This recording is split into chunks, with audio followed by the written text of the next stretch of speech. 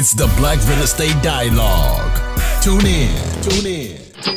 Hi, everyone. Welcome to another episode of the Black Real Estate Dialogue podcast. I am very excited for this episode. Here with me, I have Natahcia Scott out of the DC area. Natasha, thank you so much for joining the show today.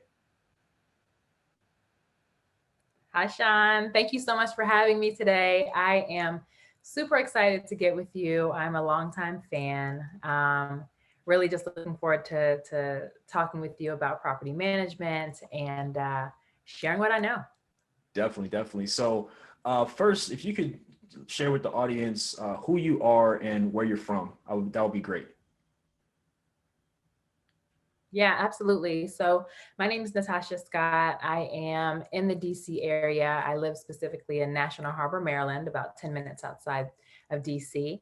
I have a pretty extensive background in property management, primarily on the residential side with large multifamily buildings. I've done a number of lease up properties, which means that I've opened new buildings. I've seen them grow from construction into full lease up. More recently, I have switched into a different role in the property management world, where I am general manager of several shopping malls. So still in it, just different name to the game, so to speak. Yeah, absolutely. So this is the first time we've had a guest who works in the property management field. And so how did you even get into that? How did you hear about it? How did your career lead to that route? Yeah, I mean, that's a great question. It's interesting when you grow up, the ideal careers are astronaut, right? And athlete and attorney and doctor, all of that good stuff. So you are just completely tuned out from all the other positions that you can possibly hold. I had never thought of property management ever, not even once, until I was about maybe 22, looking for a part-time job. I was working a front desk role full time, wanted to make some extra money. And so I just was applying for things. There was this position titled marketing associate. And I thought marketing was sexy and cool. And so I went ahead and applied.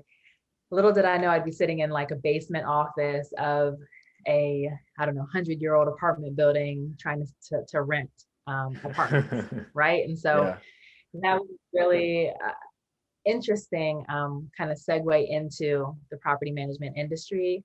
I learned a lot from that part-time marketing role, which was ultimately just a leasing consultant. I think I stayed with that company for about maybe 5 years part-time. From there, I think I got out of working in admin and some other roles like that and pivoted fully into property management. I became a assistant manager and then just moved up the ranks from there. Definitely. So can you describe like your first experience in the property management field and like kind of what that was like, perhaps compared to what you thought it would be like? Yeah, absolutely. So when I went in, I was pretty green. I didn't really even understand the concept of property management and what that meant.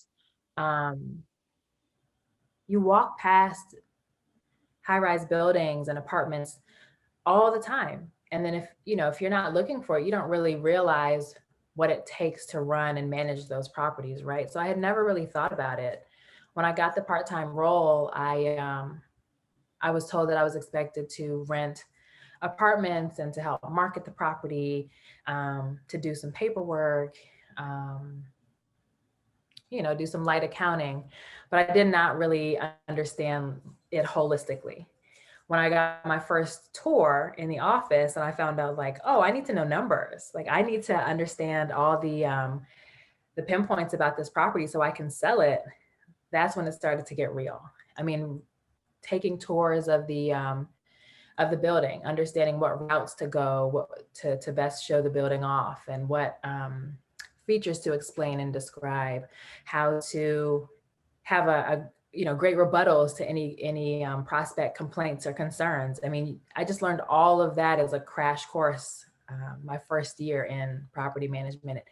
It goes very, very quick, and you meet with so many different dynamic people who are looking for a place to live, that you really do, it is kind of, you know, sink or swim. Yeah, definitely. Definitely. So as you know, of course, like property managers get a bad rap. That's just what it is, right? Property managers get a bad rap. You know, they're seen as like the pain in your side type of situation. And so how would you define what a property manager is supposed to do in your opinion? Yeah, absolutely. So in my mind, a property manager is supposed to um, kind of serve as a bridge between the property owner and the resident. I try to keep tenant out of my language because tenant feels like such an antiquated, outdated um, word. And that also ties to, you know, other negative thoughts around property management. So I try to call them residents as often as possible. I think as a property manager and liaison between the two, it's your role to act in the best interest of both parties, right? And so from the owner's standpoint, I think it's really important to help make recommendations for them. I mean, property owners, they don't always know what they're looking for. They don't know how to properly screen tenant residents. They don't necessarily know how to properly market or um, promote their properties. They don't know the difference between taking photos with your iPhone and what kind of crowd that will bring you versus paying for a professional photographer and bringing that caliber of, Mhm. marketing in, right? And so you serve as almost like an advisor Yeah. on their asset as a property manager. From the resident's standpoint, you want to make their life as easy as possible so that they can fully enjoy their home, right? At the end of the day, this is not brain surgery, but Mhm. it is an industry that helps get people into homes. You know, this is about people's livelihood. People are relying on you to do a good job, to be transparent and tell the truth about things that could become major issues, you know, to get them excited about all the memories that they may be able to make in this home, right? Yep. So it's important work. I think for the residents, it's important that you are just well versed in your local jurisdiction's laws and rules, right? That you're prepared for emergencies, that you're available, and if you're not available, then you have communicated that you've set boundaries and you understand, your residents understand how and when to reach you. I think it's also important for the property manager to have empathy and be understanding, Mhm. right? Like these are people's lives. Again, we could hang out all night talking about crazy stories that I Yeah. have seen and heard in this industry. You know, from A to Z, I could share some crazy things. You got we're But gonna have to share some ultimately, tonight. these are, yeah, I'm gonna have to pull some out the bag. But you know, it's ultimately you're working with people, and you Mhm. want to make people's lives enjoyable. You want to do the best possible job that you can, so that both your residents are happy and paying their rent on time, and they're renewing, right, and recommending. And then you also want to keep the property owner happy and making money off their asset, and um, having the ability to trust you to manage a big investment for them. Absolutely. Absolutely. So what was it like as a Black woman in that space starting out? Did you see other people who looked like you? Was it a very white space? Like, what was your experience, you know, at that first company where you were at for about, you mentioned like 5 years part-time. What was it like from that standpoint? Yeah, I mean, that's a great question. So when I was with the initial company, it was a much smaller kind of mom and pop property management company. Um, um, the office team was very small. I think we had maybe a staff of 5. I worked primarily weekends and some nights. And so I didn't really interact with a whole lot of my colleagues from other properties. I remember getting together for holiday parties every year. And, you look around the room and it was actually pretty diverse. There were a lot of other Black and brown faces, men and women in the industry across all ages, many of which served in my similar position, whether it was like a leasing consultant or a marketing associate, right? But what I have found as I've, traversed the different roles and moved up, it gets lonelier and lonelier as both a Black person and as a woman. Mm-hmm. Being in the role I'm in now as a general manager, specifically in the retail management space, I can't tell you how many times I've looked around and, people that look like me or think like me, or it's just few and far between. I have some really great colleagues and friends that I've made that share my background. But very regularly I'll have, our tenants or our shopping tenants and our customers approach me and say, "Hey, we're so happy to see you here. We're not used to seeing people that look like you." And that's still surprising for me. That it's still such a shocker for everyone to see a relatively young Black woman in my position. A lot of my counterparts are maybe twice my age, white and male. Mm-hmm. And then outside of that, there's just a different personality type that people are used to associating with my role, right? Yeah. There's a grumpiness that people expect. There's a straight, narrow, and sternness. And I'm actually naturally a creative turned creator. So I have just a mind of, of course, figuring things out, but also making things beautiful and trying to just make people's lives better in as many ways as possible. Definitely. And I mean, I think that's the great part of this show. Just highlighting people who are doing the work. You mentioned like, as you move up and now you're a general manager, there's not that many people who look like you. So I think it's even more important for stories like yours to be shared, and just for people like you to continue to do what you're doing, because, I'm sure there are people who will hear this episode and be inspired, just knowing that they can relate to somebody who is perhaps in a position, in an occupation that they probably never even thought was possible. So it's great, really great to hear you say that. Thank you for that. I mean, that's the dream, right? To be working in something that you not only enjoy doing, but you're also passionate about, and to be able to affect others and show them like, hey, you see a job posting, go for it. Even if you've never really envisioned yourself in that role, go for it. What do you have to lose? Yep. And if you don't think you're ready, seek people out who can help you prepare and can really give you an inside look at what to expect and how to secure these roles. I mean, they're out there. Mm-hmm. Absolutely. So you mentioned that you were at this first company for about 5 years. What kind of properties were you managing and leasing for in that company?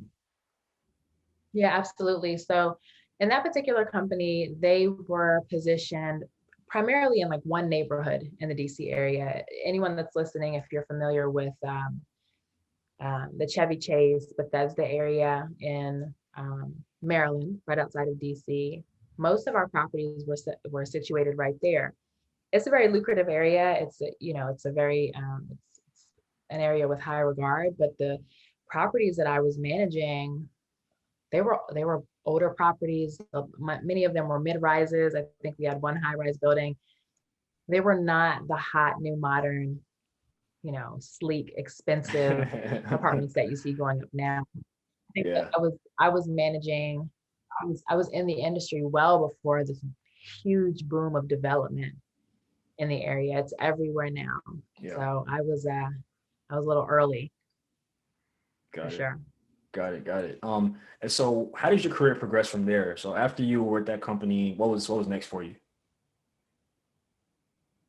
Yeah, absolutely. So I worked part-time in property management for about 5 years as a leasing consultant, marketing associate. And I came across the opportunity to temp for a construction and property management company. Um, I went in as human resources as a coordinator, I think. And I worked that job for about a year or so, and a position opened in the property management side of the company, for an assistant manager. And so if you're familiar at all with the industry, then you know that assistant manager position is kind of when it gets real. That's when you're responsible for having difficult conversations, for truly overseeing the books for the property. Like that's the main function of your role. Um, this position came open for a brand new lease up property. So I went ahead and applied, and they gave me a shot. Things took off immediately. I mean, I was walking property sites and helping with uh, interviews, and sitting in with the head of the property management division, picking out colors for the little marketing brochures. I mean, I was in it. I Yeah, was in it. So I really got some great exposure early on to, what are the facets of opening up a property. And this property would be a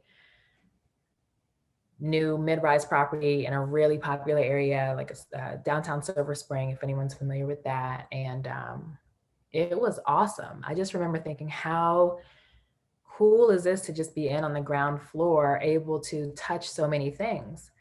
Um, I worked in that assistant manager role for about 2 years before finding another opportunity, and then kind of moving up through the ranks from there. definitely. Very cool. Very cool. Would you say there's anything you learned in that position that has helped you to this point today?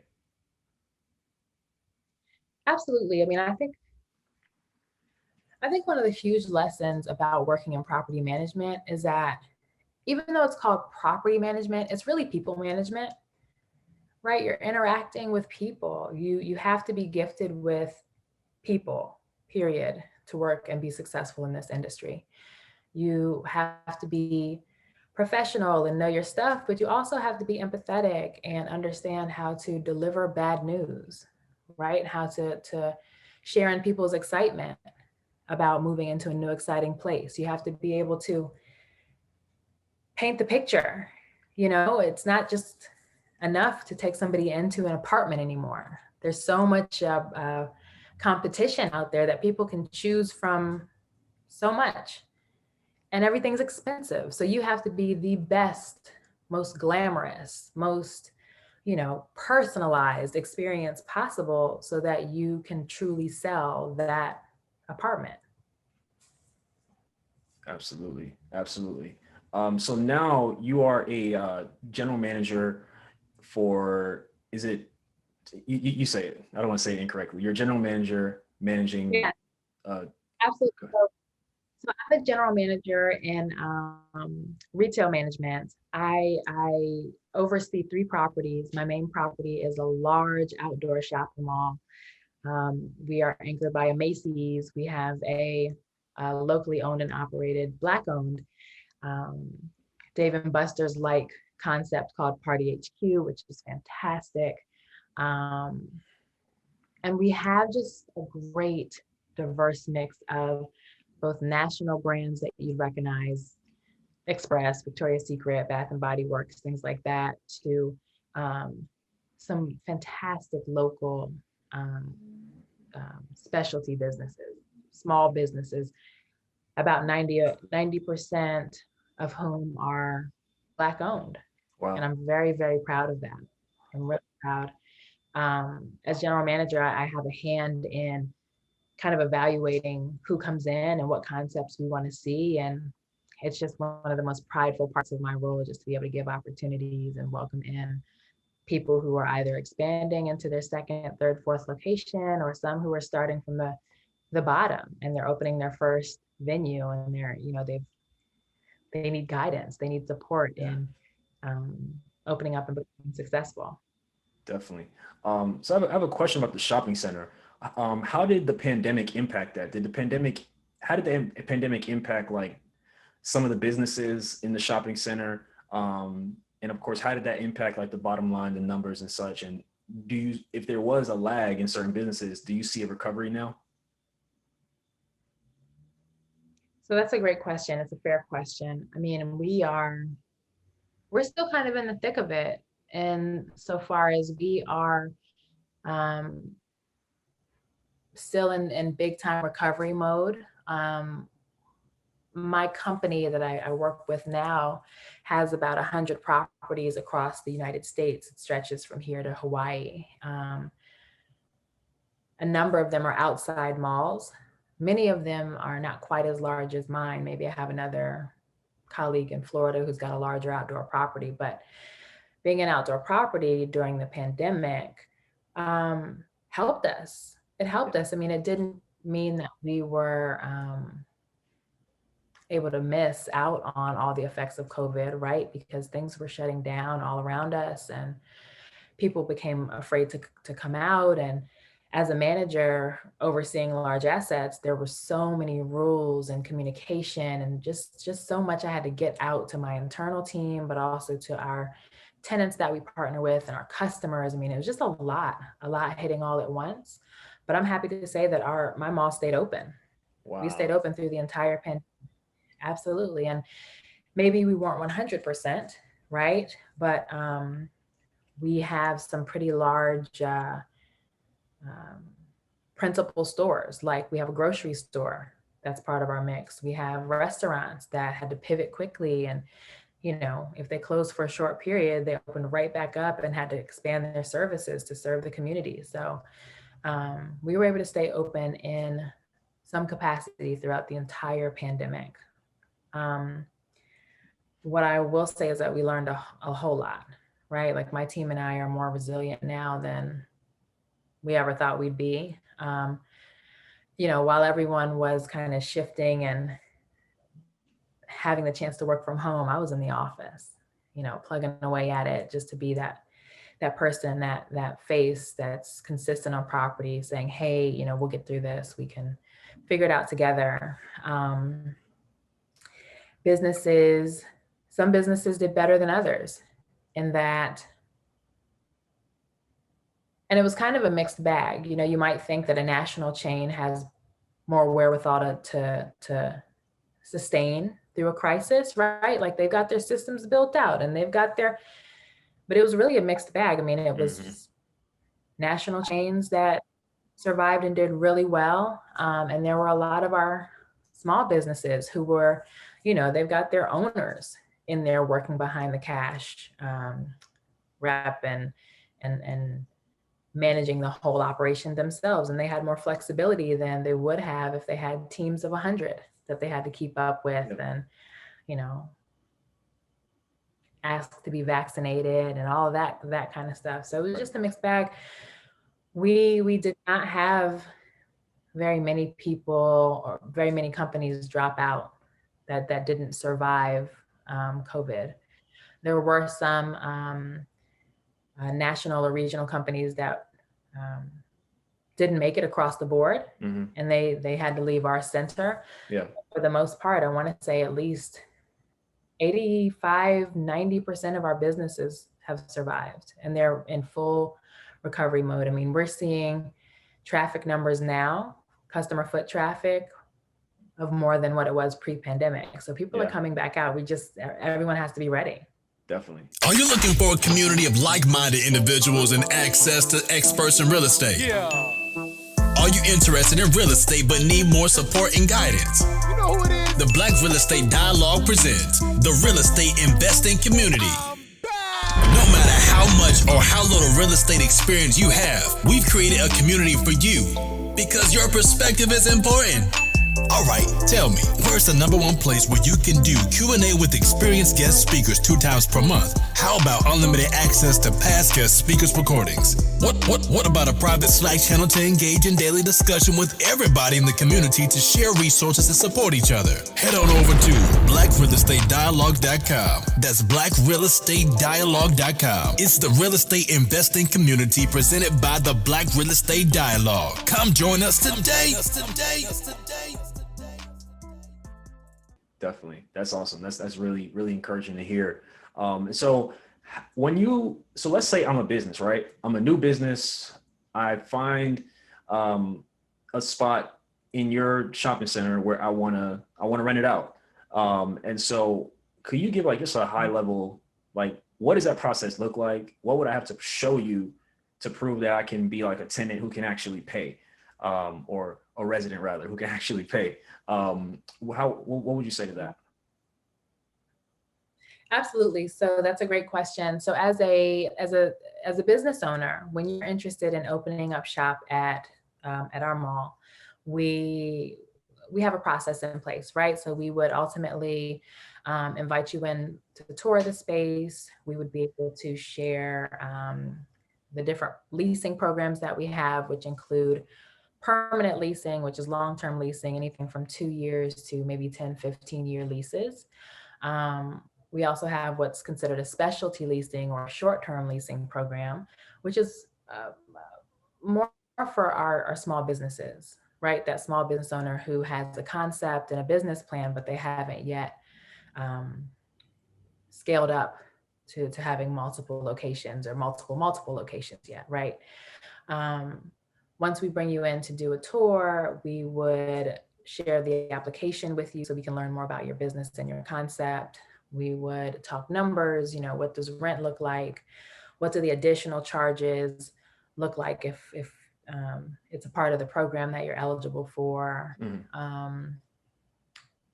What's that whole startup process in the way of permitting, right? Getting your proper permitting to open, getting your signage mocked up, getting your contractors approved and approved by the local jurisdiction. There's kind of like a kit that we provide for Yeah. our tenants, our Yep. prospects rather, and certainly our short-term lease tenants because they haven't gone through it before. So Right. we're on one side of the table as the asset manager. We want to get the right concept in, but then we're also across the table saying, hey, let us help you. Let us help guide you through understanding everything it's going to take to get in, get remodeled, and get open as soon as Absolutely. possible, and so that you can do it successfully. So it's like a combination of, you know, having our standard process, but also serving as a business mentor in a lot of cases, because it's a lot of our small business owners' first time really going through the process, and we want them to be successful. Definitely. That makes sense. And then in shopping centers, are the leases typically longer, like longer term leases than like residential where, typically it's like a 1, maybe 2 year lease? Is the standard lease length a little bit different? So that's a great question. So in retail, yes, the leases are short-term leases are usually 6 months as a seasonal lease, right? So let's say we had a holiday shop or a holiday retailer come in short-term, up to about 2 years. Those leases can be renewed, but we would ultimately like those leases to roll into permanent leases. Permanent is anywhere from 2 to maybe 15, 20 years, Wow. right? So let's say that, not talking specifics, but someone like a Macy's or another big box provider, they might enter into a 15, 20-year lease.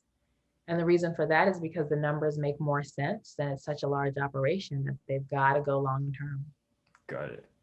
That makes sense. That makes sense. So like for like a small business owner, a brand new business owner, would they have to provide like financing or some type of business plan to show that they're worthy of you taking a chance on them? Yeah, great question. So as part of our application, we do hit on some key information that we want to know, right? So what's your business? What is your concept? What service or products are you providing? What's your return policy? Um, do you have any other locations, or have you operated at vending events? We want to just kind of learn the history of your experience so that we can determine whether you'll be successful, right?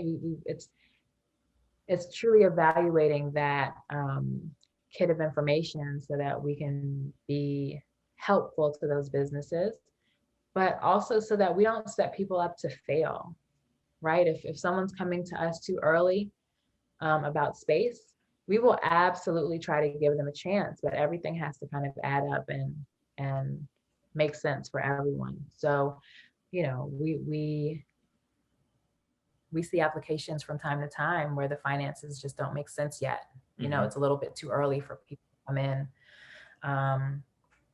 Maybe they are opening their first concept and they just need some help kind of simplifying it or really drilling down on what's their differentiating product or um, what's going to make them special and drive traffic to their store, right? So it's really just kind of evaluating some key points so that we can confidently say that absolutely your business is going to thrive here at our center. Got it. Awesome. Awesome. And you also have your own company. Can you talk to us more about, you know, just what made you want to start your own company and what you do within that as well? Oh, absolutely. So in addition to working full-time in retail management, I have a boutique property management firm that I started locally about 3 years ago. It's called Primrose Property Management. So I'm the owner and I'm also a property manager. I really wanted to harness everything that I have learned throughout my career in property management to support people who just wanted, you know, a professional. And I think the differentiator about my business is that I'm leaning more on creating luxury level customer service as well as luxury level concierge add-ons, right? So I have a client now who I help manage the resident in his condo, and it's a luxury condo building. It's got great amenities. My goal is to help manage that resident so that it's a great relationship. That person wants to continue renewing, but I'm also there to, you know, to help sweeten the deal. If that resident wants to have like a holiday party, or if they want to have their refrigerator stocked, or if they want to hire a private chef or something like that, just to glamorize their at-home living space, that's what I want to add. So I really am working to blend normal residential living with high-end services that you would get at a resort or at a really nice hotel. Definitely, definitely. And I really like that from a couple of reasons. So, you know, all over the internet, you see this 9 to 5 or entrepreneurship type of thing. That's just where we're at these days. But what I really like is the fact that you have all these years of experience and that you've used it to start building your own business alongside it. And I think that is such a great way to hack it, especially if what you do in your 9 to 5 is aligned with what you're doing outside. So it's almost like a cheat code, really, because like I said, you have all the years of experience, you're learning more on the job every day, all with things that are directly translatable to the business that you're doing outside. So I think that is awesome. Thank you. Thank you. I mean, that's totally my goal. It's really to glean what I can from where I'm working full time to add it and grow my business. I mean, it doesn't make sense to have all the information at my disposal through a 9 to 5 and walk away from that to struggle in learning it separately in my own business. I mean, you know, I'm thinking through what my exit plan is, what's my exit strategy down the road, right? Because I'm not there yet. But yeah, I mean, why not? I'm definitely an intrapreneur, right? Someone that's working the 9 to 5 and also working my businesses. I mean, you know, maybe it's not a huge topic for this interview, but I also have a second and third business. Gosh, Let's talk my about second personal. Yeah, I mean, my second personal business is also kind of pulling from what I do and have done. It's Caliber Consulting, where I consult and coach Black women-owned startups in launching or growing their businesses, right? So that is directly tied to what we do with our small business tenants at the mall, right? And then another business that my husband and I just created is Scotty's Snack Shop. It's a vending and concessions company that we created for our 2-year-old son. Nice. So that's coming up. We're pretty proud of that. We can't wait to get it going and then hand it down to him when he's a teenager so he can earn some lunch money. Yeah, that's awesome. That's awesome. So what advice would you give to someone who wants to do what you do? They heard this podcast and they didn't realize that you could actually have a career in property management. Maybe do it on the side on your own and have other businesses too. Maybe this is something that just like blew their mind. Like what advice would you give to them? And I'm just thinking about the journey, right? You started, you kind of almost fell into the industry. You started part-time and you worked your way up to becoming a general manager, managing multiple properties, including a shopping center, and then having multiple businesses on the side that you're doing. So I'm sure, it's probably crazy for you to think about how far you've come from. So what advice would you give to somebody like that? Thank you. I mean, I would say, I would really say just go for it, right? Like arm yourself with enough information about certain industries or certain positions so that it can get you through the application process. All you need to do is apply in the right way. Tie up the skills that you have so that they meet what the qualifications are saying in that job application. Find people in your area, like me, who are willing to share our experiences and help you get through some of those early steps. All you have to do is get in the door, right? You need that face-to-face interview so that then you can just tie your skill set and your interests to how you'll succeed in the role. I mean, if you've done anything related to sales, if you've done anything at all related to customer service, if you are naturally gifted with people, you can work in this industry. You've just got to be, studied a bit, understanding what some of the terminology is, having a really good understanding of what property management, what asset management truly is, and you go for it. I mean, if I can just, drop a piece of my experience with my current role, my current full-time role, I was not necessarily looking for this job. I had been